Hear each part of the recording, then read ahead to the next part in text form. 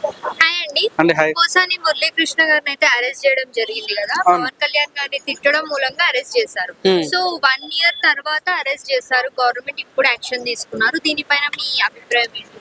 యాక్చువల్‌గా తను ఏదైతే మాట్లాడిండో ఆ రోజు అరెస్ట్ చేయాలి. కానీ ఇప్పుడున్న ప్రభుత్వం వేరు, ఈ రోజున ప్రభుత్వం వేరు. సో, అప్పుడు ప్రభుత్వం ఉంది గదా అని నోటికొచ్చింది ఏది పడితే మాట్లాడుతుంటే కుదరదండి.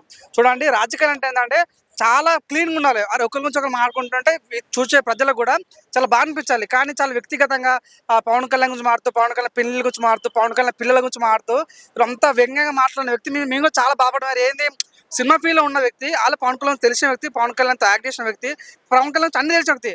నువ్వు నార్మల్‌గా కామెంట్ చేస్తే చెయ్యి ఇట్లా నువ్వు అది ఇది పాలిటిక్స్ సెట్ కాదు నువ్వు అని. ఇప్పుడు తను గెలిచిండు. ఇప్పుడు గెలిచిన తర్వాత నువ్వు ఇది చేస్తావు, అది చేస్తావు ప్రశ్నించడం తప్పు కాదు. కానీ ప్రశ్నించాలి కదా, పర్సనల్ తీయడం చాలా తప్పది.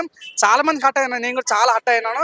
సో నిజంగా అప్పుడు నాకు ఏంది నాకు నాకు బ్యాక్గ్రౌండ్ సపోర్ట్ ఉండే కదా, నీ ఇష్టం వచ్చి మాట్లాడతా అంటే నిజంగా కర్మన్నే వాదిక రసం అన్నట్ల నిజం ప్రతి తప్పు కూడా ఈరోజు శిక్ష అనుభవించాల్సిందే. ఆయన పోసనైనా సరే, ఎంత ఎవరైనా సరే కానీ. సో నిజంగా వాళ్ళు చేసిన తప్పుల వాళ్ళకి శిక్ష అనుభవిస్తారండి. వీళ్ళే కాదు, నేనే పవన్ కళ్యాణ్ పాజిటివ్ మాట్లాడలేదు. కానీ అనిపించిన విషయం ఏంటంటే ఏ రాజకీయ నాయకుడు, ప్రపంచంలో ఏ రాజకీయ నాయకుడు వాళ్ళు చేసే పని విధానాన్ని మాట్లాడారు తప్ప కానీ పర్సనల్గా మాట్లాడద్దు అనే ఉద్దేశంతో ఈరోజు వాళ్ళు తీసుకున్న నిజం చాలా బాగా అనిపించింది. నిజంగా పోసాని మాట్లాడిన మాటలు కానీ ఏ రోజు కూడా అండి పోసాని పవన్ కళ్యాణ్ నుంచి ప్రతిసారి కూడా ఏ రోజు ఇట్లా మాట్లాడాలని నెక్స్ట్ వచ్చి సారీ ఎప్పుడు సారీ చెప్పలేడు. తను సారీ చెప్పలేడు కాబట్టి మన చట్టాలు ఉన్నాయి, మన న్యాయ వ్యవస్థలు ఉన్నాయి కాబట్టి ఆ న్యాయ వ్యవస్థలు తన పని తను తీసుకెళ్తున్నది. అందుకోసం అరెస్ట్ అండి. నేను కూడా చాలా హ్యాపీగా ఫీల్ అవుతున్నా.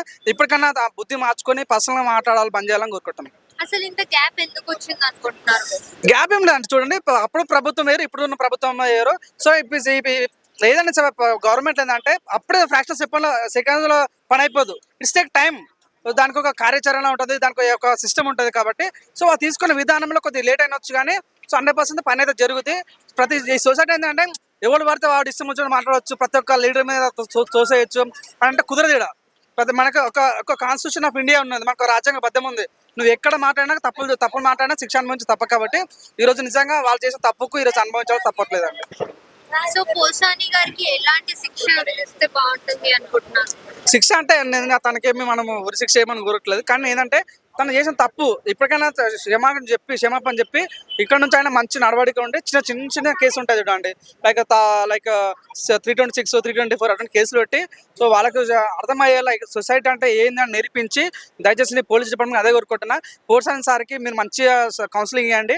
ఆ పోలీస్ స్టేషన్లో మంచి ఎలా ఉండాలి, బయట ఎలా మాట్లాడాలి. ఒక సినీ దిగ్గజమైన యాక్టర్గా ఉన్న వ్యక్తి ఈరోజు అట్లా అంత నీచంగా మాట్లాడడం ప్రజలకు నచ్చలేదు కాబట్టి అది గవర్నమెంట్కి హీనంగా ఉంటుంది కాబట్టి ఇక్కడ నుంచి మంచిగా ఉండాలని కోరుకుంటా. సింపుల్ కేసులు ఉండాలని కోరుకుంటున్నాం అండి, అంతే.